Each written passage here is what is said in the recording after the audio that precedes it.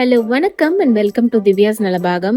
இன்னைக்கு ரொம்பவே healthy and டெலிஷியஸான சுக்கு மல்லி காப்பி எப்படி பண்ணுறதுன்னு பார்க்கலாம் வாங்க. முதல்ல அதுக்கு தேவையான இன்க்ரீடியன்ஸ் லிஸ்ட்டை பார்த்துட்டு வந்துடுங்க.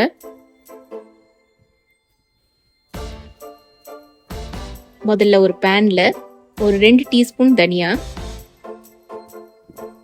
ஒரு அரை டீஸ்பூன் மிளகு, ஒரு 3 ஏலக்காய், ஒரு துண்டு சுக்கு எல்லாத்தையும் சேர்த்துட்டு மிதமான தீயில நல்ல பொன்னிறம் மாற வரைக்குமோ நல்ல வாசனை வர வரைக்குமோ வறுத்து எடுத்துக்கோங்க.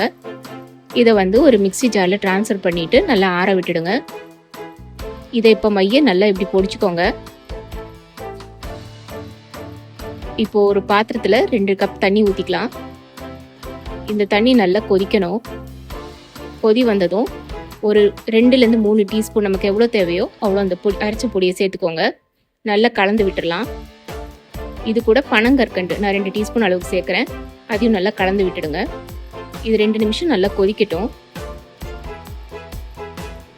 அவ்வளோதான், ஆஃப் பண்ணிடலாம். காஃபியை நல்லா வடிகட்டிடுங்க.